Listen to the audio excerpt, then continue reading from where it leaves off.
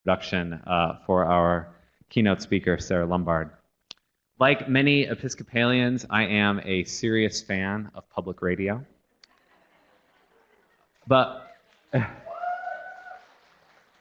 my relationship with NPR changed recently. I'd listened for years to a couple of their podcasts, but only to catch up with the on-air shows that I care about. Then, about 6 months ago, my friend Randall Curtis, who's here somewhere, over there, told me about an NPR show called Pop Culture Happy Hour. Some fans? You raise your hands. Are any of you also librarians? That's apparently one of their great demographics. PCHH isn't a radio show. It's a standalone podcast featuring 4 otherwise off-air NPR contributors. These friends get together each week during their lunch hour and talk about stuff they love, movies, TV shows, music, books, comics, you name it. They are smart, they are funny, and they end each episode with a segment about what's making them happy this week. I fell instantly in love and proceeded to devour more than 100 back episodes. I've since gotten hooked on a number of other podcasts, many of which I found out about from panelist Glenn Weldon. Let me share 2 quick reflections on this experience that I think are relevant to our task today. First, imagine if the hundreds of hours I spent listening to podcasts this spring had included even a small percentage of time listening to religious programming. Not Pat Robertson stuff, but thoughtful, culturally engaged, theologically sophisticated content. That could be a couple dozen hours, about the same amount of time that even a fairly serious parishioner spends in church during those same months. As it turns out, I do listen to a small percentage of religious podcasting, and a lot of it is really good. I have an increasingly difficult time imagining what my faith life would be like without podcasts, and that's just one of the media available to us for touching people's lives between the Sundays, as we say. Second, this experience has reassured me of the power of new media to create genuine connection and remarkable loyalty, both key to any process of discipleship. I rush home on the afternoons that new episodes of PCHH get released, and not just because it happens on Fridays. And when I tweet the gang a question or comment after listening, I know there's a pretty decent chance they'll respond. Am I friends with any of them in the way we've historically understood that word? Of course not. But they bring a lot of joy and fun into my life, and they regularly share a bit of theirs with me and thousands of like-minded listeners. That's something that I am very grateful for, and I bet I'm not the only person in this room who could say the same sort of thing about a faith leader that they've connected with through similar means. Sermon podcasts, YouTube videos, blog posts, Facebook updates, etc. Does that resonate with anybody? So I think we're just beginning to understand how the new media ecology creates opportunities for the church to reach out to the people we serve and to the people that we hope to serve. And our speaker today can give us some thoughts about this world we're dipping our toes into. As Vice President of Content Strategy and Operations, NPR's Sarah Lumbard helps coordinate strategy across the news, programming, and digital divisions. Previously, she served as Senior Director of Product Strategy and Development and led and managed all the NPR digital initiatives on existing and emerging platforms to ensure that public radio listeners can find and enjoy NPR and station content wherever they choose. Under her leadership, NPR has achieved triple-digit growth across all mobile platforms. So please join me in welcoming Sarah Lumbard.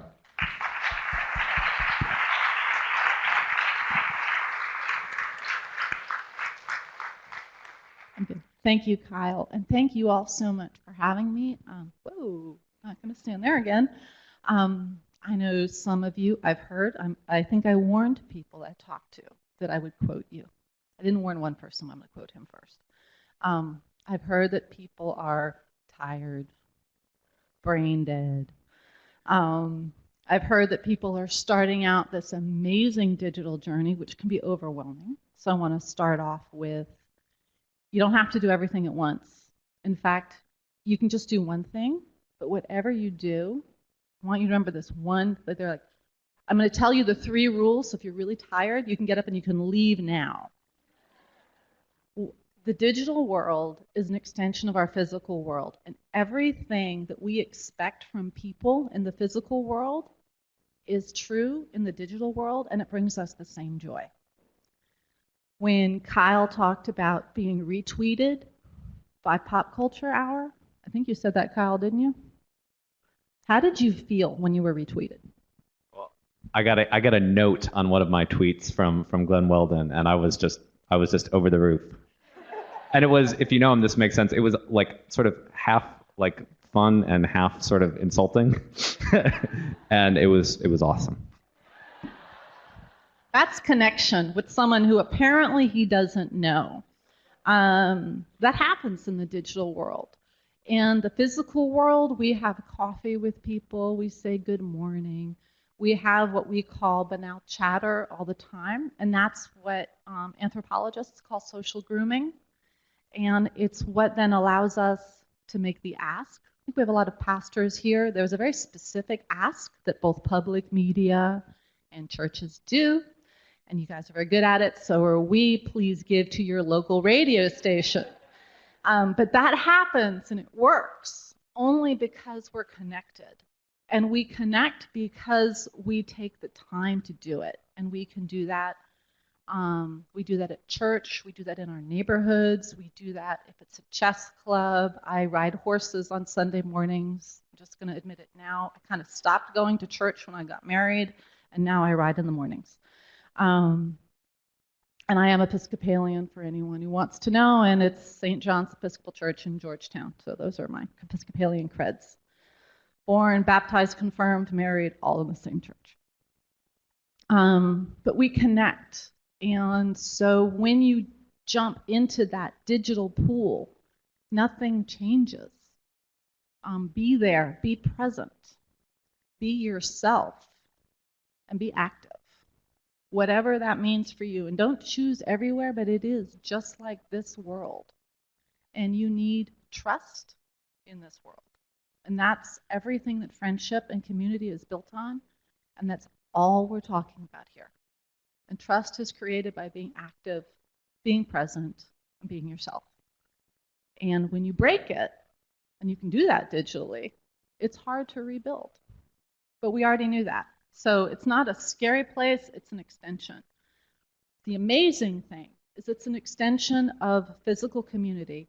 But sometimes, just like what Kyle experienced, and I can't believe we're going to talk about Pop Culture Hour, but we'll make that the theme for today. Sometimes a community that didn't know that it could exist and really exists only in the digital world does happen, like Pop Culture Hour. And then that gets better because sometimes those initial digital communities spill over into the physical world. So they go back and forth. Pop Culture Hour, for the first time, we just moved buildings, NPR. We have a great new building. We love it. The old building was, well, it was dead, actually. I mean, it was literally falling apart. Pieces of it were falling onto the sidewalk. So in the course of moving, we had a sale. And Pop Culture Hour was like, great, we're just going to tell people to come and we'll be part of the sale. Their only question was, would anybody show up? There was a line out the door. So their digital community became physical. And they have an accidental community. And that happens too because these guys got together on their lunch hour to talk about stuff that they think is interesting. And I listen to them too. I love them. And stuff that's interesting, those guilty pleasures of reality TV, superhero movies. I am going to see Iron Man 3 this evening because it sounded so good on Pop Culture Hour. So that's why we're here. Again, You have permission to get up and walk out because now you know. It's all about trust to build a community, and it's be yourself, it's be active, it's be present, and you're going to be so tired of those 4 words by the time we're done. So going on to NPR. NPR has a problem. You already heard about me. There's a nice amount of corporate speak about what I do. And basically, when people ask, I say my job is to make sure that we make the future that we see happen. So that's my job. It's also keeping the trains running on time, going to the right places. And oddly, I get tremendous amount of joy out of that. Let's talk about you guys. And I think you're going to understand the NPR problem in a second. Okay. Anybody, please raise your hand if you know what that picture is. I am not kidding. Everyone know what that is? I need to raise your hands. Great. Put them down. Well, first, okay. Now, who still owns one of those? Okay. Who wakes up to those? Please look around, everybody. Raise your hands really high, people who still wake up to them. Correct. That, you may not put your hands down, they'll get tired. Everyone who wakes up to a morning radio alarm clock, that is the greatest indicator that you will listen to Morning Edition. Right, it's great. I don't, because I don't wake up to one of those, and there's one next to our bed, and I don't even know how it works. I am arguing for it to leave the house. We are competing for habit. That's what we're doing. And habits can change. Some people can start rushing home on Friday afternoons to hear Pop Culture Hour. People now, and we did a study not too long ago in terms of when someone wakes up in the morning, what do? They used to listen to Morning Edition, and now they still think they do, but they don't. They wake up to their, like me, many people, who wakes up to their cell phone? Anybody? Okay. Who, before getting out of bed, checks their email or the news on their cell phone or tablet? Okay. Before getting out of bed. Because it's there, right? I mean, you just woke up to it. Why not? Yeah, so that's a real change in habit. That's really harsh for NPR. So the other problem we have that Lisa thought was hilarious, broadcast audience. It is anywhere between 27 million and 36 million listeners every week. I started at NPR 3.5 years ago, and every year the average age of that audience gets 1 year older, and they're all over 50. So we have gone, when I started, was 50, and then 51, 52, 53. We're heading up to 54. That's not really great, by the way, except we have audiences in other places too. The average age on our website, much smaller audience, is 47. And then when we look at our tablet app, we start going down into the 30s. And remember, tablets didn't exist. Well, the iPad, which is what made the whole tablet space meaningful, did not exist 4 years ago.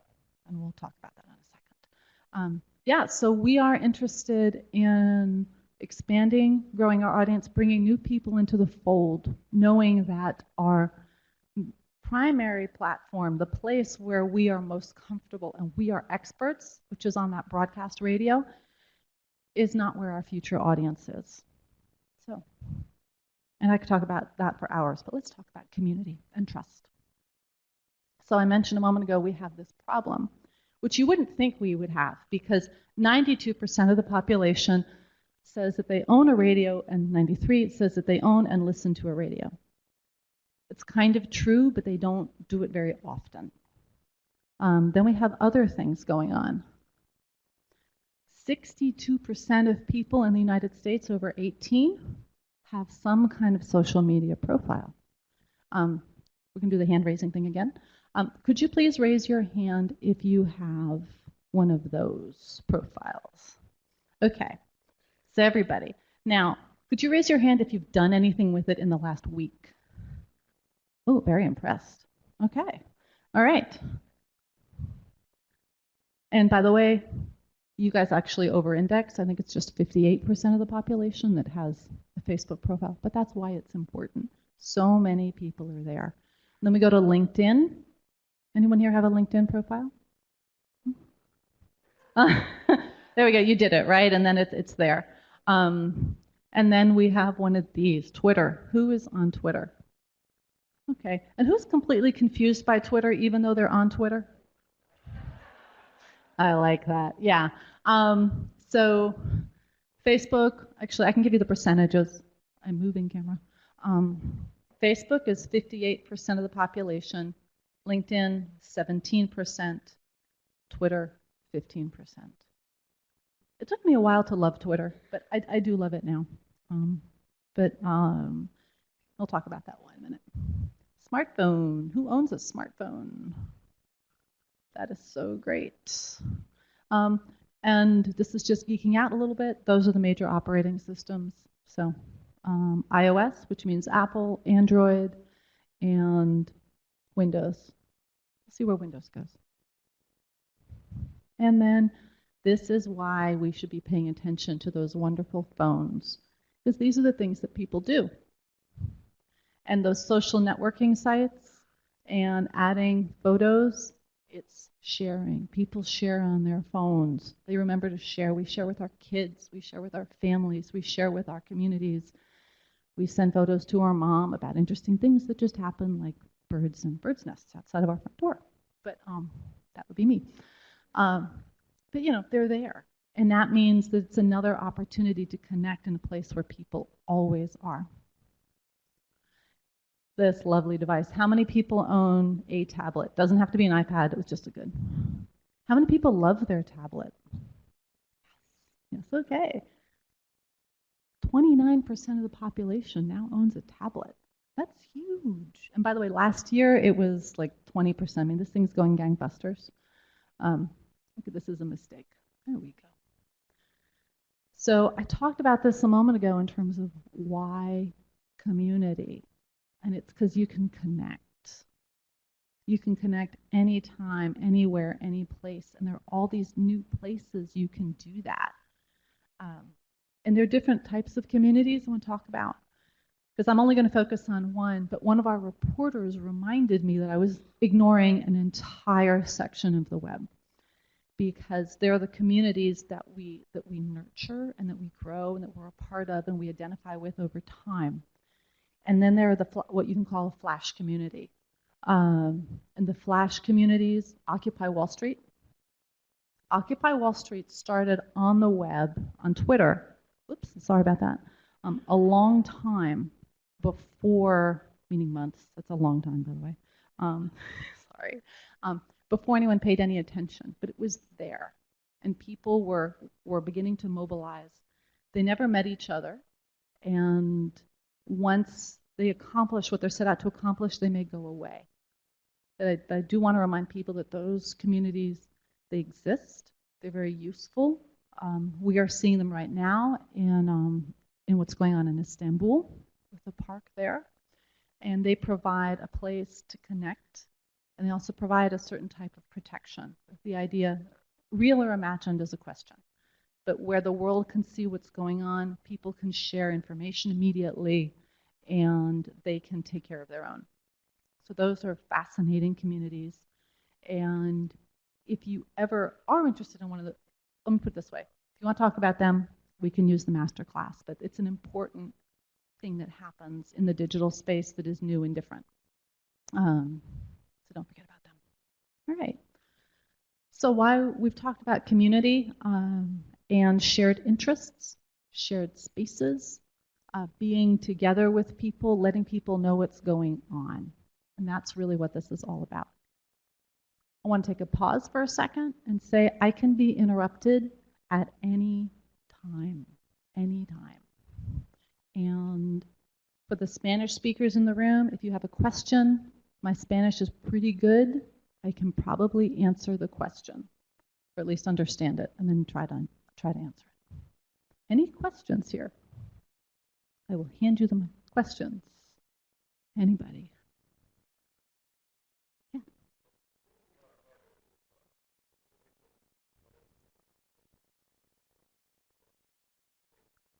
The question is, does NPR have a religious reporter or beat or anyone who's focusing on religious issues? And NPR itself does not. There is a really good program called On Faith. And On Faith is comes out of Minnesota from American Public Media. And On Being, that's the one, because yes. And Interfaith as well. On Being is, what is her name? Krista Tippett, for people who are listening. And it's on, for people who are in DC, it's on WAMU from 7 to 8. So Krista Tippett, and then, and that's On Being, which is, I don't know how many markets it's in, but it is a lovely program. Clearly, colleagues. Any other questions? Okay. Okay, we mentioned the rules a moment ago. And again, the rules in the physical community and in the virtual community, there is no difference. There may be different protocols in terms of, and they're different. In Facebook is really about broadcasting, sharing information. It's a place where the community interacts with each other, but you don't really need to react back. Twitter is a place of tremendous interaction. As Kyle mentioned a moment ago, being retweeted by a community, it just gives you that feeling of like, you know, I got called out, and it's special. It's great. Okay, I'm gonna check my notes. Again, so the rules are be active, and being active means you're there. There's pacing in your conversation. You're not jumping in all of a sudden. You're always there, which is a lot like being present. Let's pause on this for a second. A friend of mine who I shared this presentation with talked about being different ways of being present, and he's a reporter. And he said, you know, in the movies, reporters are frequently seen like having a drink with the source, and you think they spent all their time in bars sometimes. There's a reason for that, not spending time in bars, but having a drink, breaking bread, spending time with people. They're cultivating a relationship. And that's part of what we do online by being present. We're cultivating a relationship. We listen. We do that in the physical space too. A few examples of not being present in the physical world. Anyone here spend any part of their day in meetings? Anybody? Okay. Anyone been in a meeting where someone is checking their email the entire time? Did you think that person was present? Okay. By the way, people listening, they didn't think they were present. Anyone been in a meeting where that person who was checking their email suddenly like barges in with some idea that you wonder where it came from? Okay, online, it doesn't work either. You need to be in the conversation. If you're not in the conversation, meaning you're not present, you're not listening, and all of a sudden you drop in something off topic that's important to you, but the community was having a conversation about something else, it doesn't work. And it didn't work in that meeting either. Same rules apply. Listen, be part of the conversation, wait for the right moment to talk about whatever it is you want to talk about. Be yourself. This is really hard, and at NPR we've really struggled with this, and I'm going to share warning. This is like a forward promo, is what we call it in radio. It is. Coming up next is failure. Our failures and yours. So if anyone wants to share failures, think about it a little bit. Be yourself. This is very, very true with blogs because, well, frankly, they're just more characters, more words. It's more than 140 characters. And you need a voice.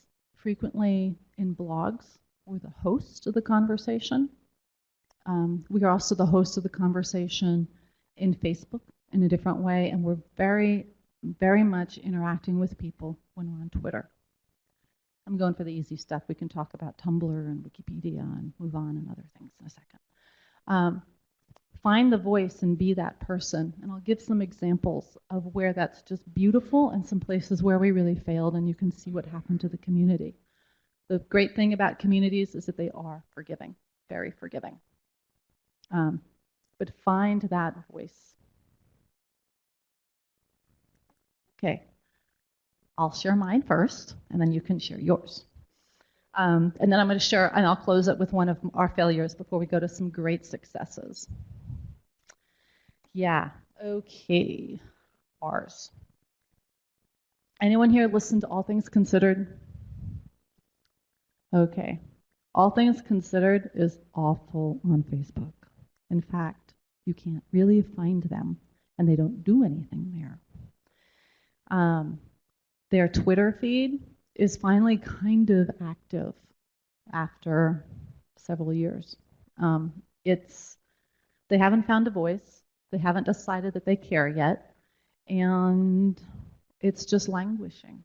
Very, not that many followers, something like maybe 3,000, maybe 6. And for us, that's not many. Okay, just saying.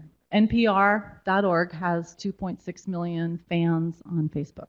So we're dealing with big numbers. And you'll see some smaller numbers of one person who has 6,000 followers because she's amazing. So Tell Me More, which is a great radio program, finally decided that it was really time to end their blog. The reason why was the blog didn't really have an owner. It didn't have a host. It didn't have one person who took it in and said, this is mine, and I'm going to post, and I'm going to be present, and I'm going to be the voice of this community to talk with our audience. It had posts about once every 2 months. That's not being active, for anyone who was wondering. And it was kind of a hodgepodge. It just didn't find a groove. It has a groove on broadcast. It's amazing. But it couldn't find its place. Then we have Talk of the Nation. Same problem. Really not finding a host online, a voice, someone to say, I'm going to curate this community. I'm going to be here. I'm going to talk to our audience. You can also do this with a group of people, but there has to be presence, and there needs to be someone who is going to take this over. And then the other fascinating failure that we had was NPR Books, which is also a success, and I'll get to that, so this is a quick preview. It kind of started up when there was an intern, and it would be great, and the intern would leave, and then there would be no activity anymore. And the youth are great. Interns are wonderful. They show us new tools, but they can't be the people who are taking care of and completely responsible for the community that matters so much to public radio. They can teach us, and they teach us a tremendous amount, and they are actually our feeder system. Many of the people, anyone know who Ari Shapiro is? Yeah? He was an intern. Guy Raz, anyone know Guy Raz? He was an intern. Just 2 quick examples. So we rely on interns, but we can't rely on someone who we know is leaving to take care of our communities. We can rely on them to teach us new ways to do that. Yes?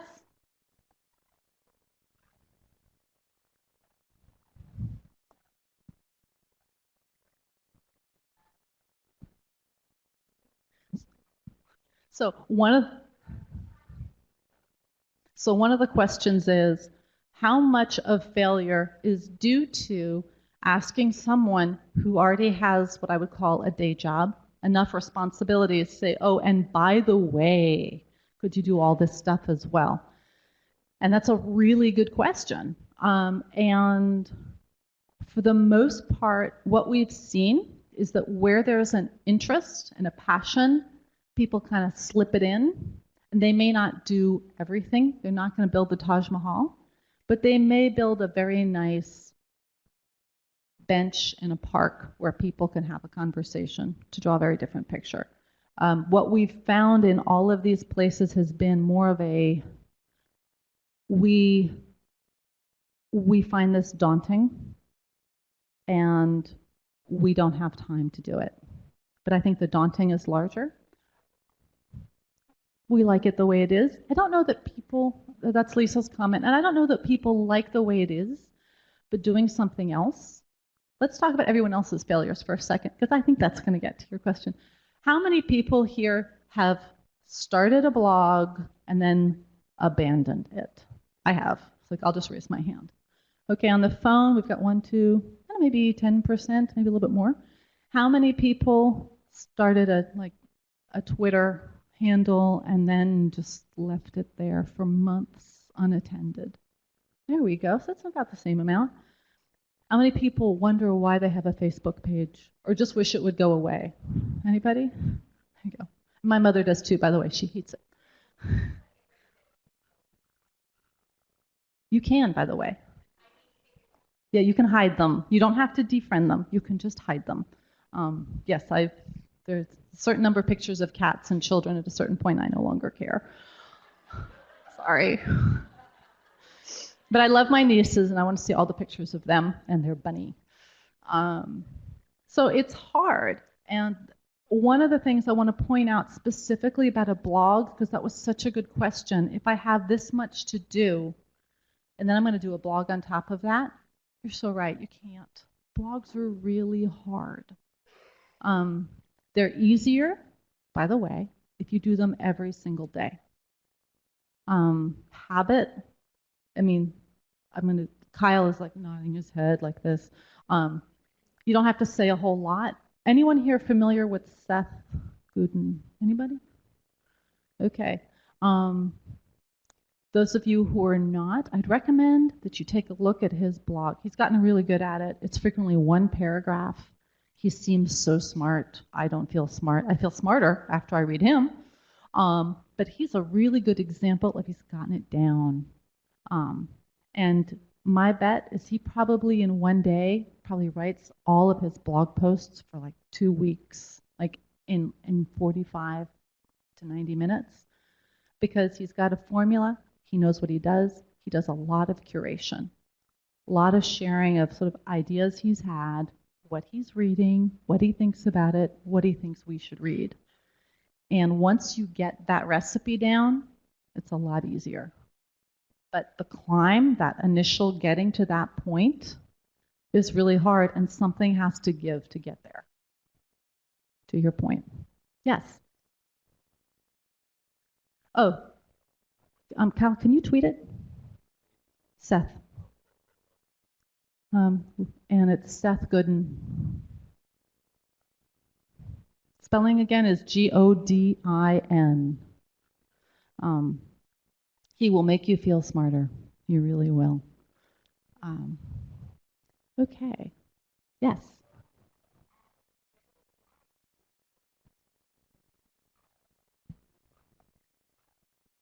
So what I just heard is he's really generous. If you write to him, he'll write you back, which is the same thing that Kyle said about Pop Culture Happy Hour. If I tweet them, they will tweet me back. And communities are about trust. And one of the ways we build them is with generosity. Generosity of our time, our thoughts, being honest. So, and those are 2 really good examples. Okay, other questions? And I'm going to go for failures. Yes?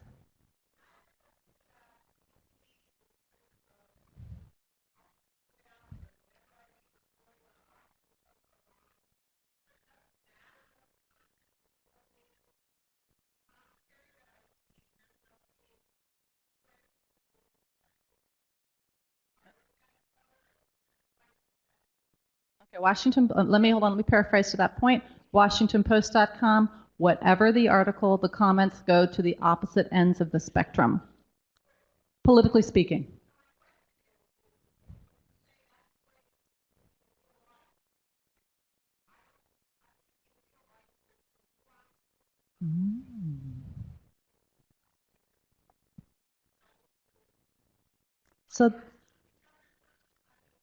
So this is the nasty part of the virtual world.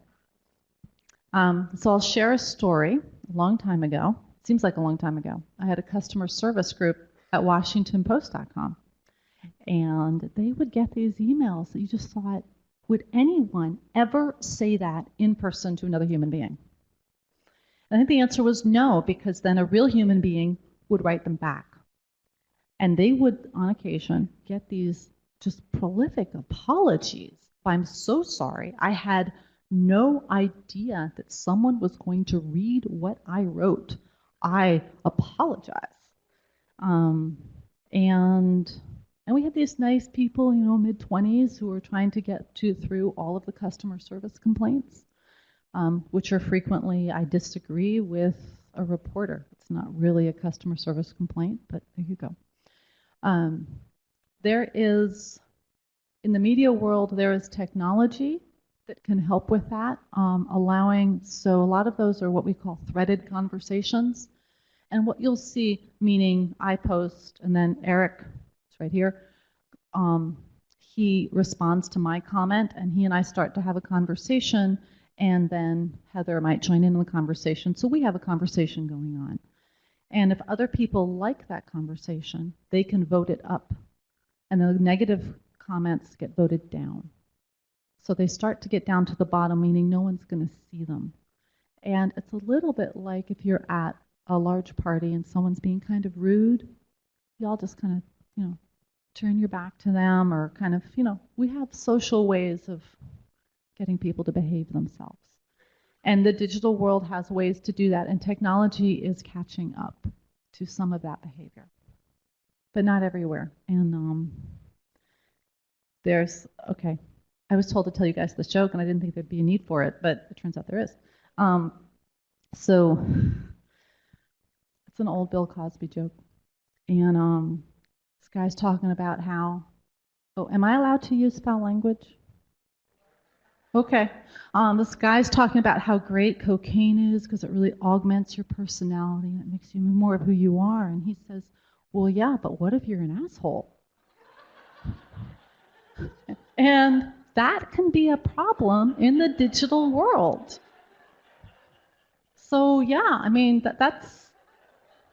it's true. Digitally, you can be even worse than you are in real life, or better. It goes both ways. And there are communities that will remind you online to please behave yourself.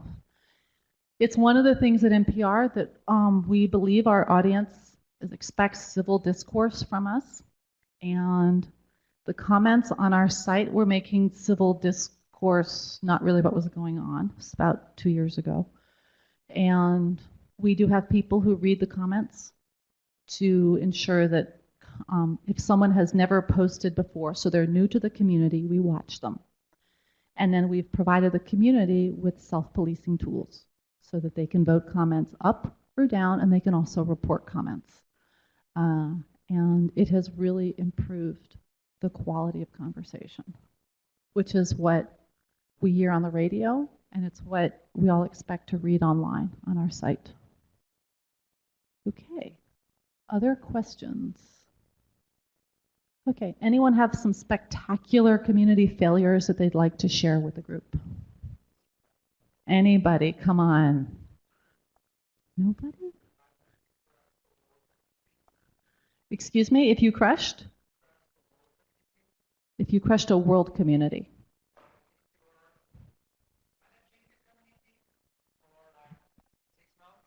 Mm-hmm.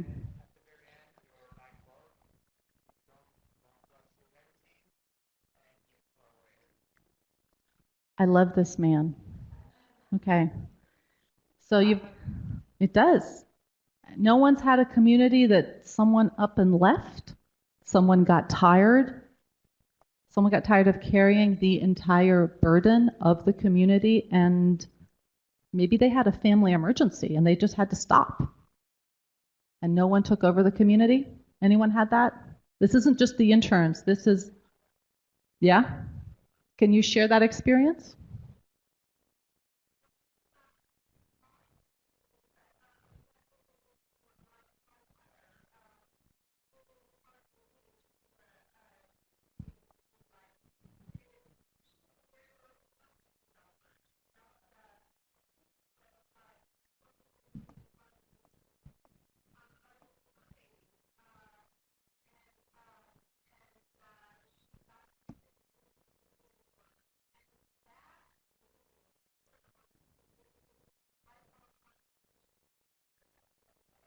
So for people on the phone, this is one woman managing a community for people with chronic illness, and at one point she can no longer do it, and the whole community just falls apart.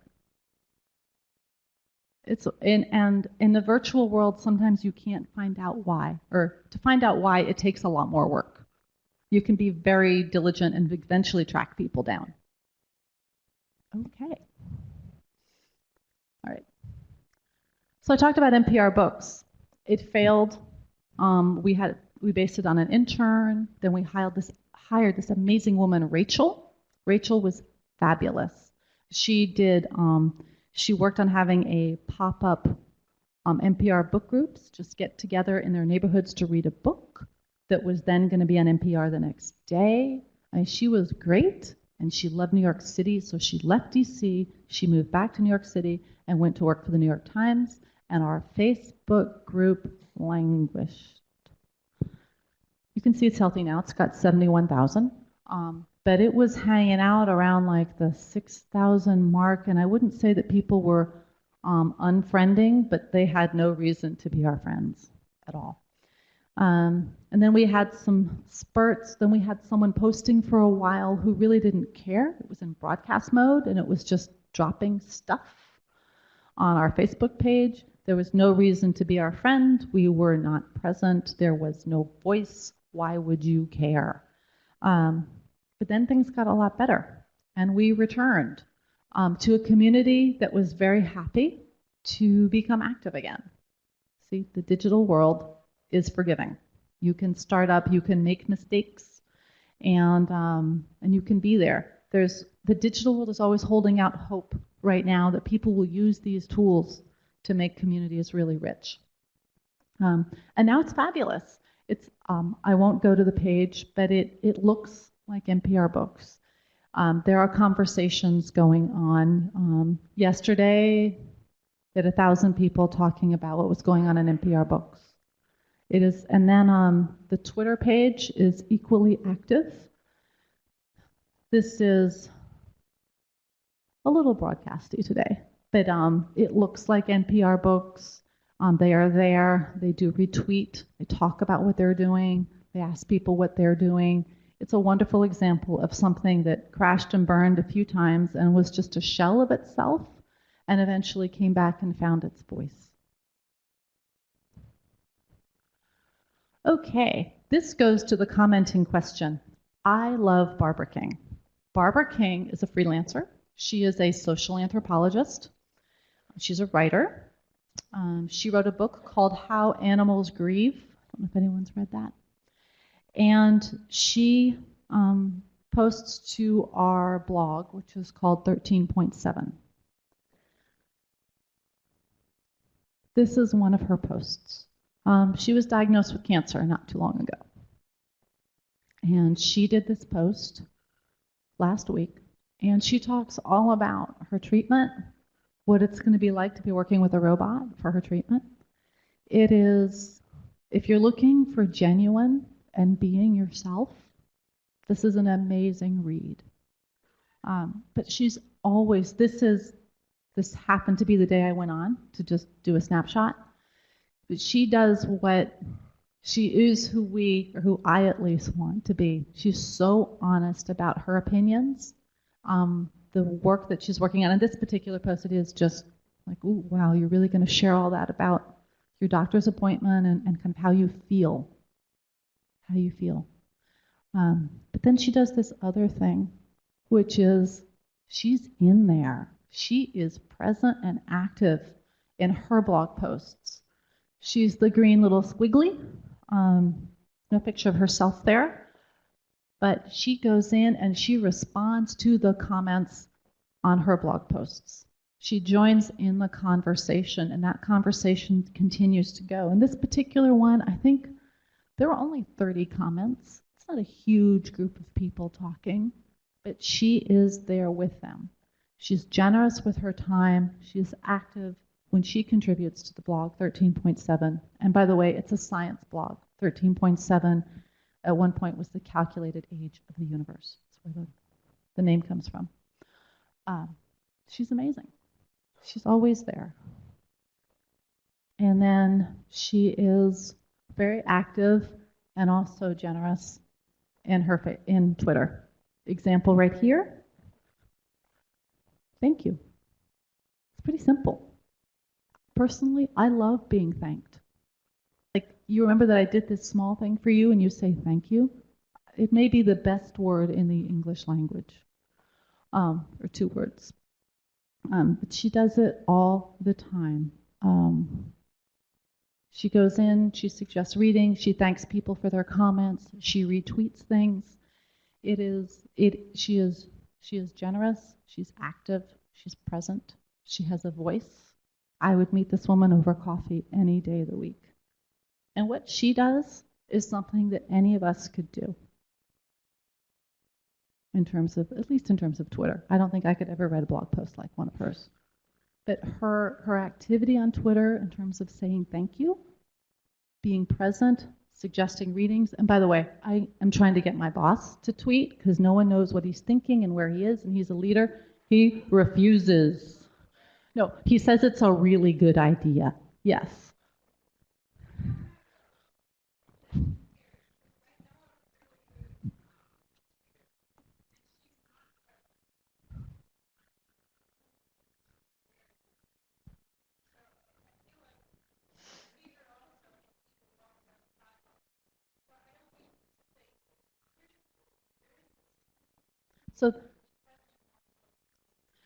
So this is kind of funny. So what she's talking about is people who are present in the digital world, and then when you're standing right next to them in the physical world, they're not there. We have this little joke about people who've really built social media. Some of them aren't that comfortable in the physical world. The people who've really built these tools for us, and they have led the way, and they are so comfortable in that digital world, and yet in the physical space, it's a little uncomfortable for them. And I'll let you in on a little secret about radio people. You know the joke about, oh, that person has a face for radio? I can tell you it is not true. People in radio love to share their ideas, and they want to be heard, they want to share, they do not want to be looked at. I was stunned. We were practicing a presentation for a funder. And these are people who are amazing on the radio. They will not stand up and do a PowerPoint presentation that they've done. They're like, no, I can't get in front. No. And those digital people, social media has been founded by people who really want to connect, but are kind of shy, which I think is fascinating. And you're saying something.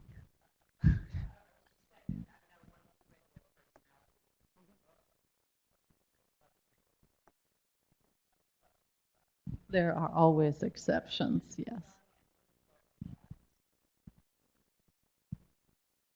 She does like video streaming or live. Yes, she's a very nice looking woman. Yes, and she's 76. Anybody know that? I looked up her birthday the other day. I think it's just 76. Yes, sir.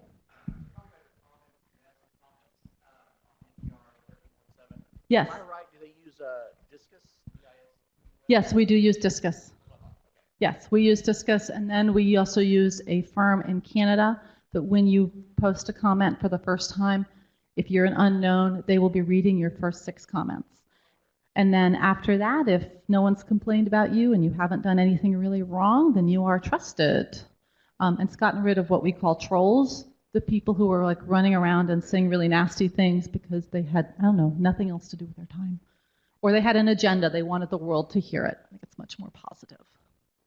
Anything else? Okay, I'm going to take you now to another example. This is not something anyone here would copy in its entirety. I know that. It is an example of one property that really took something to the nth degree. And so let's have some fun with them. Does anyone here listen to Planet Money or know who Planet Money is? Oh my God, you guys are wonderful. Okay. Does anybody know about the Planet Money t-shirt project? Wow, so great. Okay, let's talk about Planet Money t-shirt.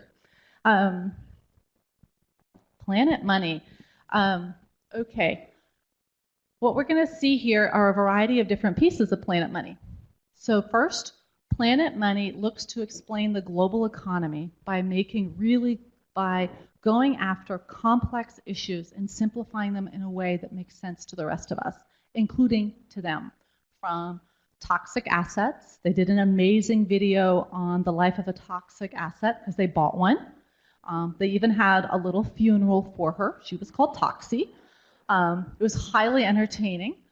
They did a wonderful piece about what's the difference between northern Italy and southern Italy, because there's always been a work difference. They explored that.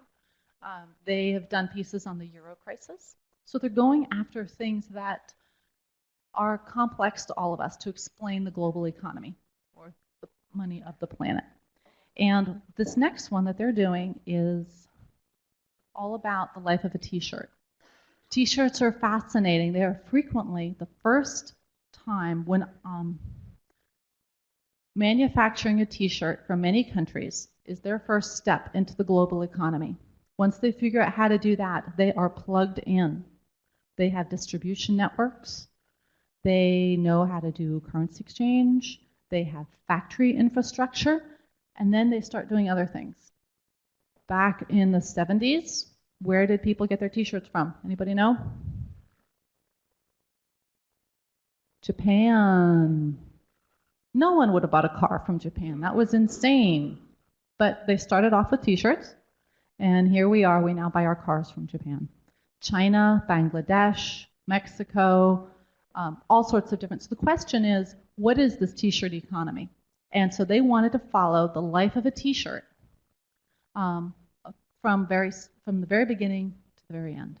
And to do that, they needed to, let's see if we can get this to work. They needed to order some t-shirts.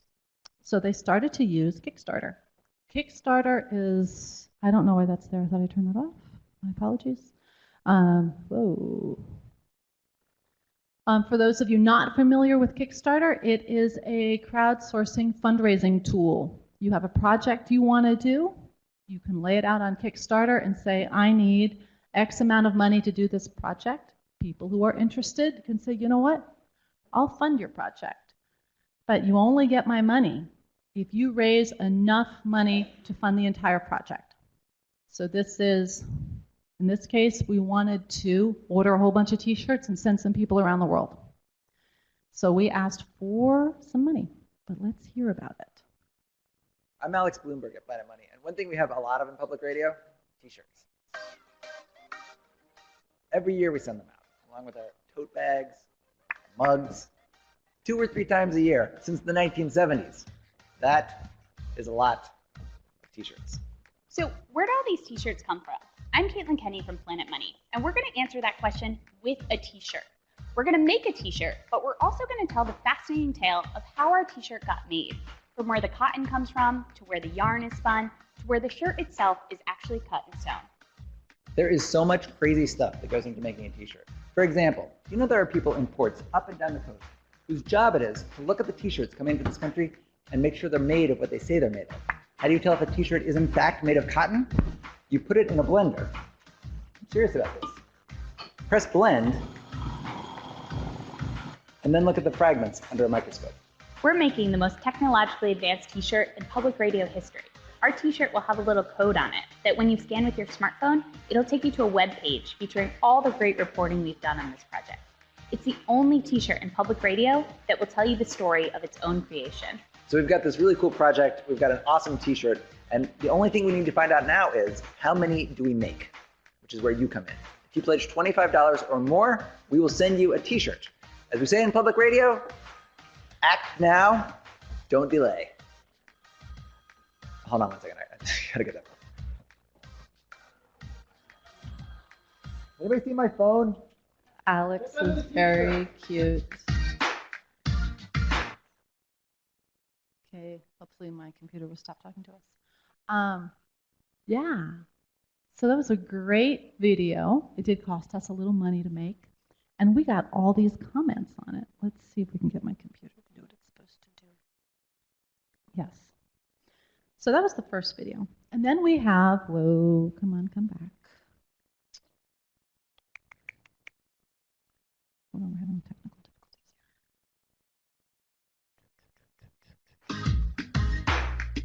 That's very funny. Stop it. There we go. I think we can now go back. Yeah, okay. So we got some interesting reactions. So we posted the video. We posted the video on a blog. Then we've also got the video on Kickstarter. And then we let people know on Facebook that we were doing a Kickstarter campaign. And we put it in the podcast. We're doing a Kickstarter campaign about t-shirts. And by the way, the t-shirt project we wanted to do 2 or 3 years ago. So, and some people in our community remembered that, and they had some funny suggestions about like the project that you never thought would happen, that should be what we called it. What was cool about this is that even after the video, people commented, "Oh my God, that's what Caitlin looks like. I didn't know that. That's what they look like dying to finally meet these people who they knew and had a relationship with in the digital world, from their twice-a-week podcasts, from Facebook, from Twitter, like there they are." But we didn't stop there. We also went through, and if you look at this, you can see that they had about 20,000 backers, like 330 comments, and then there are 8 updates. We went in and we read the comments and responded to them. Not only here, questions like, why isn't there a 2XL t-shirt? There must be other large listeners. Though there was a problem with Jockey, we did not get the 2XL. We did have the XL. From why pink? Why is the girl's t-shirt pink? Or I'm a guy, but I like the pink. Why can't I get pink? But we responded to those, and we didn't just do it on Kickstarter. They're there, that's why there's the circle. We also did it on Facebook.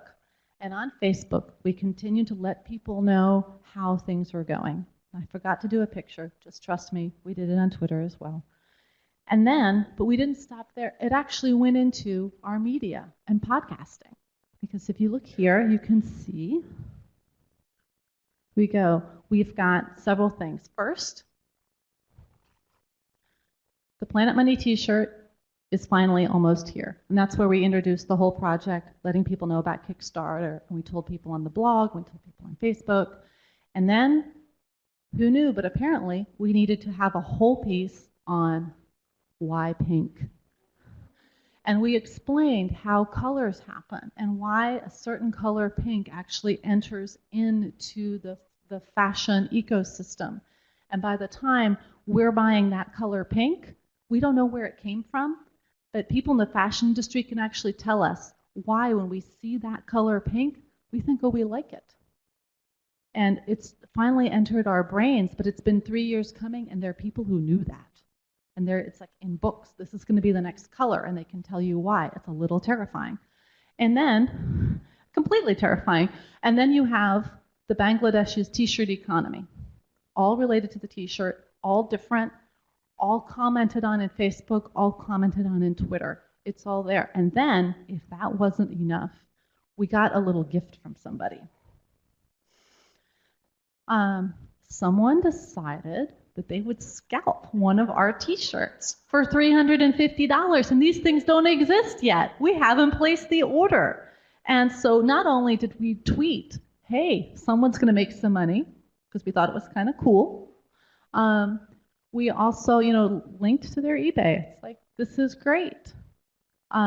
We are active, in this particular case, active and involved. And pointing out to people who are doing interesting things with our stuff, because they're part of our world too. We're not going to shut them down. It's like, it's fine. We don't really know how this is going to work. And other people were like, oh, maybe I can sell my t-shirt too. That's great. So, and the t-shirts were $25. And that includes shipping. So this was Twitter, it was Facebook, it was Kickstarter, there was a video, we also did it in podcasting, we included it in our own blogs. Some of the NPR blogs also tweeted and commented on what was going on. It was a nice, very active ecosystem. This was all over 2 weeks, because we did a very short Kickstarter campaign, which was also successful. So that's one example of a community. How much more time do I have? 10 minutes, okay. Let's go to this other very different example. Familiarity with Tumblr. Tumblr is a microblog, basically. Okay, here we go. We did what I think was really amazing. We went out and asked people for inauguration. We did a lot of things with this, and I'll just focus on the Tumblr piece. What do you want to say to the president? And it is beautiful. It is beautiful because it is everything that we expect from NPR. It's a civil conversation. It's from all of these different people. And I'll show you what we did with it in a second, but I do want to go through it because to the people, the question about what about people on opposite ends of the political spectrum? They're all here, all of them. I didn't vote. I'm frustrated. I didn't vote either. I didn't vote for you. And then people who did vote for very different reasons. And it just goes on and on and on. And it's really amazing. We didn't know, and this was one of those things where we didn't really know how this was going to work. We were going to throw a party and see if anybody showed up. Could have been 12, and it would have been okay, right? Because it's on Tumblr. But then we took it. And let me see.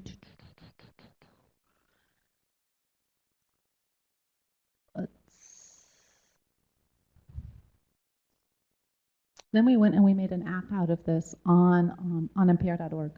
And we did some nice curation. Well, I think it's nice.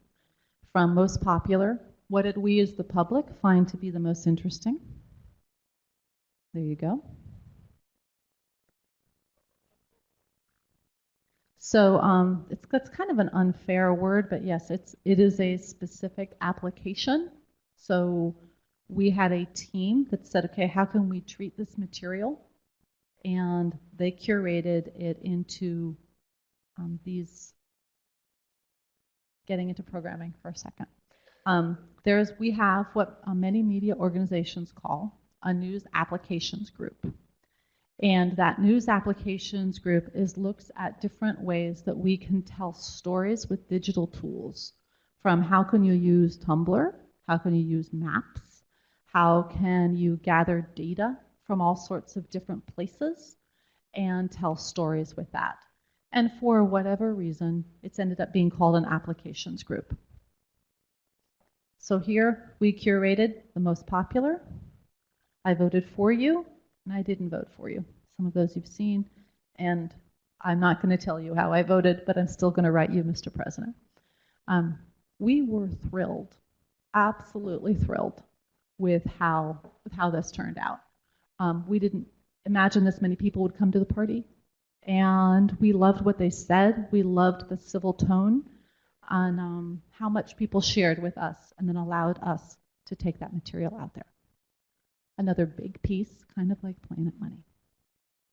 Okay, we've only got a few more minutes, and I'd like to open up the floor to questions. There's more I could share, but I'd like to open up the floor to questions if there are any. Is everyone hungry for lunch? Have I put you to sleep? Any questions? Yes.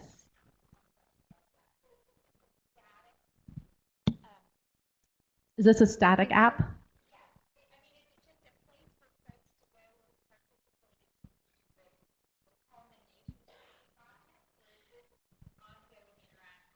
In this case, it's static because we did it for the inauguration and then we closed the ability to submit. Okay, so that is in that particular case. And we've done a few other things on Tumblr.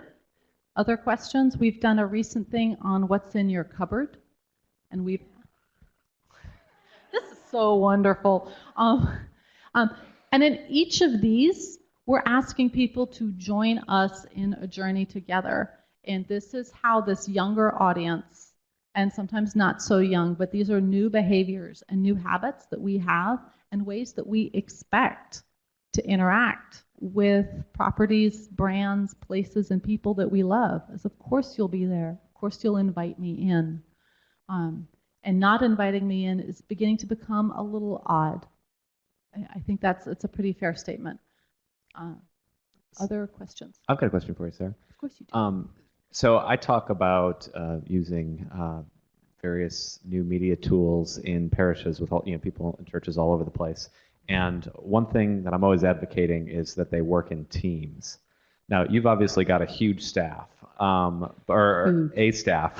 The staff never feels like it's huge, but yes. No, fair enough. But could you say something about how, about the teams that, what kind of collaboration went into a project like this? How do you work together? How do you coordinate some of that? Obviously, the scales between what a church might do and what NPR does are hugely different.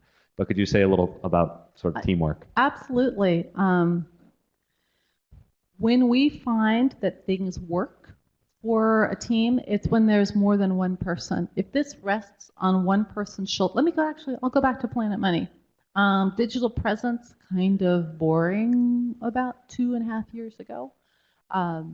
Even in their reporting, they're like, we are radio people. We don't know what to do with this digital stuff. And even when their digital guy, and that was kind of it, it's like the digital person would join their meetings, the digital person really felt left out. And then fast forward, the team now talked about, she's now leaving. She was offered a great job at Al Jazeera. And they talked about how she was now part of those meetings. They couldn't imagine not having a conversation that included what's going on. Not only how do we represent this in the digital world, but what's going on out there? And how do we post this? And not only that, them really beginning to share, especially in the T-shirt project, hey, this is where we are right now. Join us on this journey. It's not complete. We now share on the web and in other places. We share incomplete work. We share pictures of how we're working together.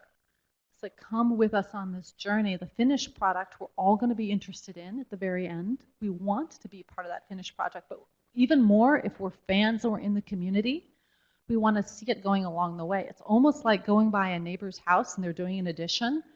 And for me, seeing the finished product of their house is more fun if I got to see it, when they took out the side and they put on the blue tarp.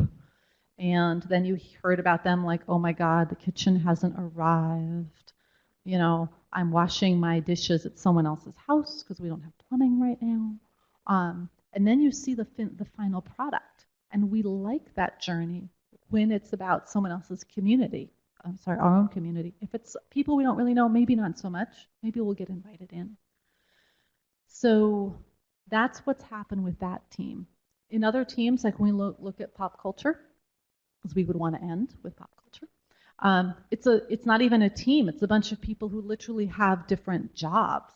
And they've created this brand that there are some executives that just learned this week that it exists. And it's one of our top podcasts. But it's not on the radio. No one's the head of Pop Culture Hour. Linda Holmes actually is. But she's doing it on the side. However, now when we look at the people that we want to bring in, the people that we hire, we want everyone to be thinking about the digital voice and the digital extension. And part of it is very self-serving. Because I started this out with, We have this alarm clock radio problem. And by the way, when people retire, they don't listen as much to NPR, to their public radio station. They're doing other things. And right now, people are forming new habits. And those new habits involve connecting online. Right now, it's Facebook. You know, in 5 years, it'll be something else. But that habit of wanting to connect, which is so human, is happening in these different places. And if we're not in these places to connect with people, then we won't be part of their lives. And that's terrifying for NPR. And it's sad to have these people who are like, I want to be part of your life, but you weren't there. You didn't want to talk to me, so I went and I talked to somebody else. So when it goes to what are we doing and the size of the teams, it's not so much the size of the team. I mean, what we did with Planet Money, we hired some extra people, we did a lot, but we thought about all those elements. And we didn't do Pinterest, which we could have done. We didn't post anything on YouTube because no one was thinking about it. Planet Money never does anything on Instagram. I mean, all these things that we didn't do. I don't think there's a Wikipedia page, but there could be. So that's a big team. But we remembered to hit the different places and just to share what's going on. And anyone can do that if it's part of just what you're thinking about doing. But if you're never on Twitter, then you'll never think about posting to Twitter, tweeting.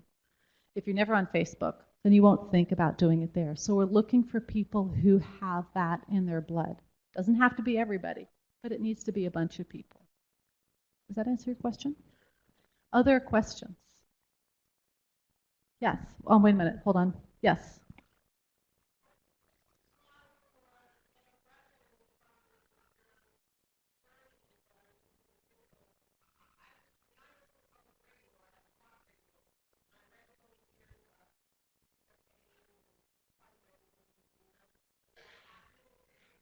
We're working on it.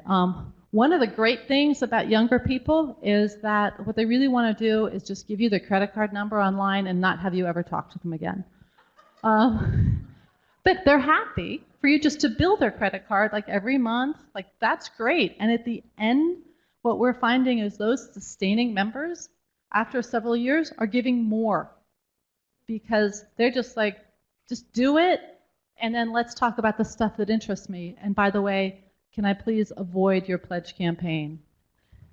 So we're working on that. There are other problems in terms of advertising, sponsorship in the digital world, but that's a challenge too. Okay, I've heard from both of you. So let me see. Is there anyone here that would like to speak but is forgetting to raise your hand? We have a follow-up to that over here. Okay, go.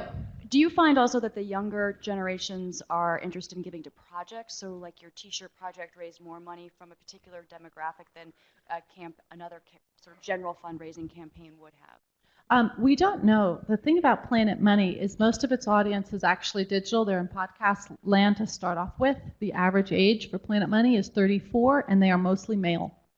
Someone just laughed at that. So they pretty much behave the way that we expected. If someone's been a Planet Money fan for 3 years, they were all over iTunes 3 years ago, and that's where most of our audience is. We have had questions, have we taken money away from stations? We don't think so, but we don't have any proof of that. It's a great question.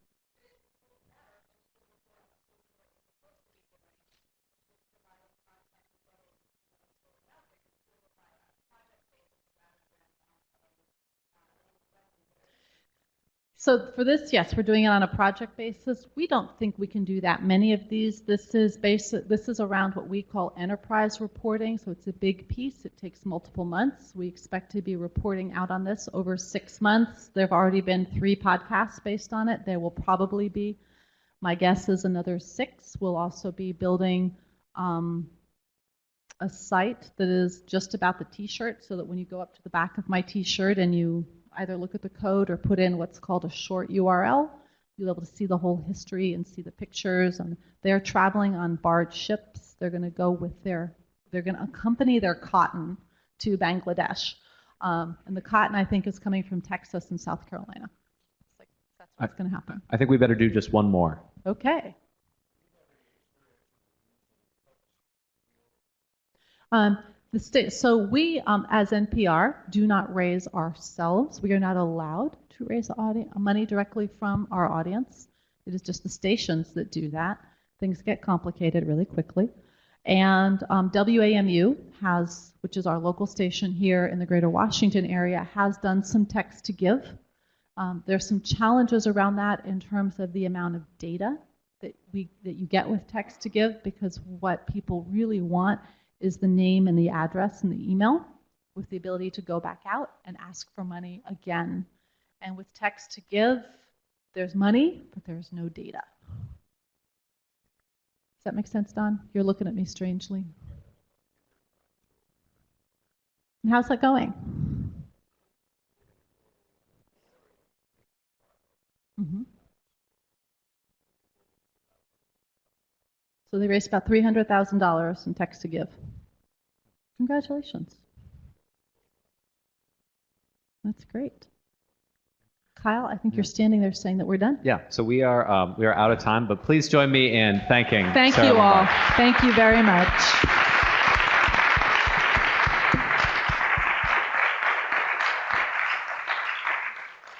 So if you would like to interact with Sarah more, she is going to be doing a masterclass in the very next session. So look up when and where that is and join her for that. Please stay put for just 1 second. Lisa has a couple of conference announcements, and then we'll send you off to lunch. It'll just take a second. Sarah, thank you. That was really fun. She'll be at lunch too, I think, unless she chooses not to eat. But so you could also have some informal conversation at lunch, I expect. So thank you. It was just when we called her and invited her to do this, there was just no hesitation. She said, "That sounds really fun." So anyway, it was a great gift. These are mundane.